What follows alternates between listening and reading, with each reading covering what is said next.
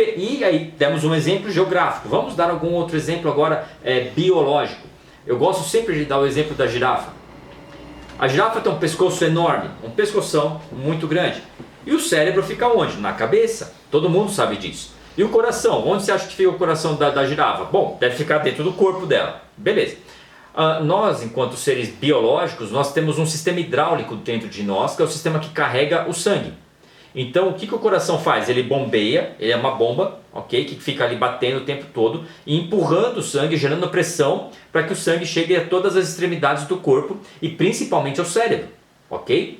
Então, por exemplo, quando falta um pouco de oxigênio, de sangue, de pressão no sangue, o que nós fazemos? O que o ser humano faz, o corpo faz? Ele desmaia, ele desliga. Para quê? Para preservar, para você deitar, regular ali a queda e a horizontalidade do corpo para que menos pressão seja suficiente para empurrar sangue para o cérebro e você não morrer. Isso é um mecanismo que Deus colocou. Tá? O cientista vai dizer que não, mas foi Deus que colocou. Beleza, muito bem. Então o coração está batendo e jogando sangue para o cérebro. O cérebro está aqui em cima, igual da girafa. Agora pensa bem, essa bomba que é o coração da girafa, ela precisa ser uma bomba poderosa para empurrar esse sangue, 2 andares para cima. Quem já fez, colocou caixa d'água embaixo, sabe disso. Né? Você constrói um sobrado, bota a caixa d'água onde? Em cima, em cima do telhado, porque a água desce pela gravidade. A girafa não, ela tem um coração aqui. Como que esse sangue chega lá em cima no cérebro? Curiosamente, a girafa tem uma coisa que em hidráulica a gente chama de bomba de recalque.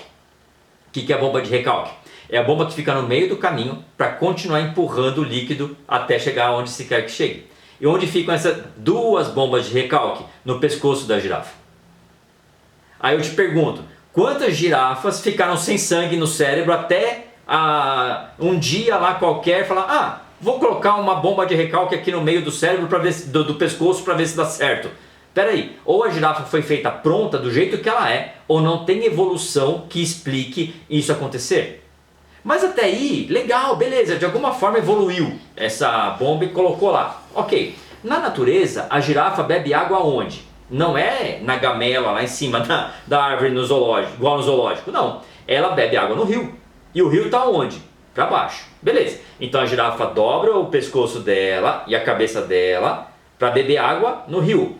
Beleza, lembra que em hidráulica a queda, a gravidade funciona de uma forma poderosa. Então quando a girafa desce o pescoço e desce a cabeça, o que acontece com a pressão no cérebro dela? Se essas bombas continuarem abertas, explode o cérebro dela porque a pressão dobra, triplica por conta da gravidade. Agora o cérebro está para baixo.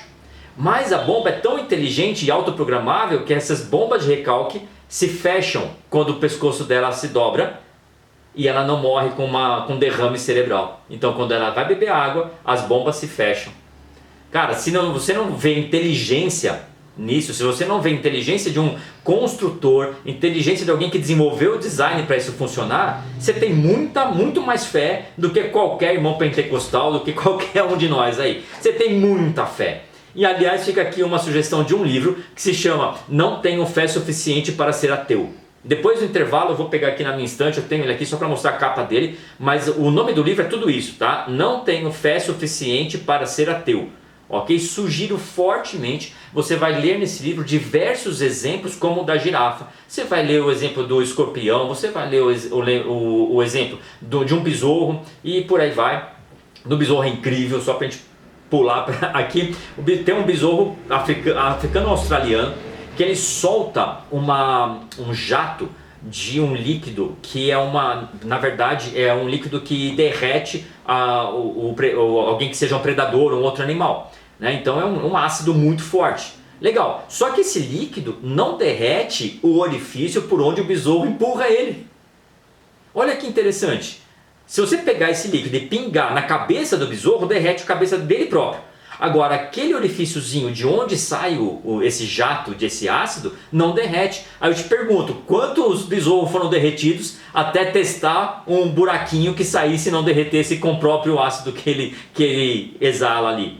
Percebe? Então se você não vê um ser inteligente atrás disso, você tem muita fé, admiro a sua fé, mas eu tenho uma fé em um Deus inteligente, preditivo, que criou todas as coisas como elas são, e nós vamos explicar esse processo, que colocou todos os remédios lá no Jardim do Éden para doenças que ainda não existiam, que só passaram a existir depois do pecado. Esse é o meu Deus.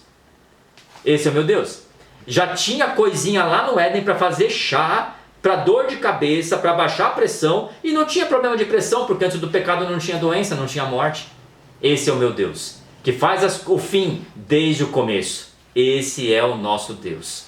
Ele faz o fim desde o começo, ok? Então, a gente propõe aqui hoje, em alguns momentos a gente vai tocar nesse assunto de darwinismo, porque a gente vai falar sobre a origem do ser humano. Então isso é um tema muito forte para nós durante a nossa aula de hoje. Bom, partindo do princípio então que você crê que Gênesis é verdade e é uma verdade histórica, e aqui eu faço uma pontuação teológica muito importante para você.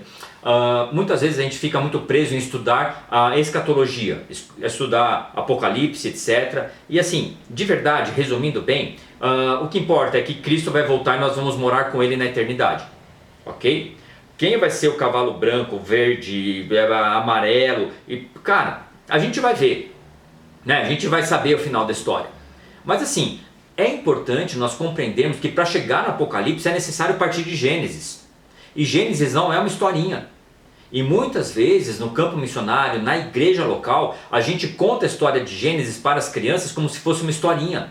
Só que historinha por historinha, quando essa criança chega no 5º ano lá na escola, a professora coloca a historinha na mesma prateleira da Turma da Mônica. E aí ela vai dizer que, olha, tem umas propostas aqui sobre o surgimento da vida no universo, então tem as rodas védicas dos hindus, tem o Tupã, que fez a partir do barro, olha que interessante, é muito parecido com o relato da Bíblia. E é uma historinha, põe todo mundo na mesma prateleira, e quando você derruba a criação, você não precisa da redenção. Ok? Então hoje é mais importante. Olha só o que eu estou falando, é muito perigoso e tem muito teólogo que poderia me bater aqui quando eu falo isso. Tem muito teólogo que poderia vir aqui me dar um strike aqui, ser um grande hater aqui pra gente. Hoje é mais importante a gente mostrar que Deus é de fato o criador da vida, do ser humano, de tudo que nós observamos.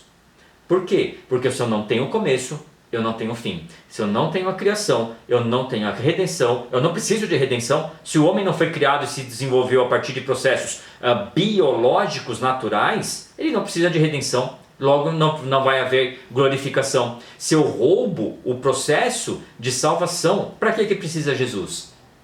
Nós estamos falando então, em última instância, apenas de um modelo cultural em que as pessoas vão para um clube para cantar algumas músicas iguais, ouvir uma boa palestra e ficarem ali em vida comunitária. Isso não é evangelho.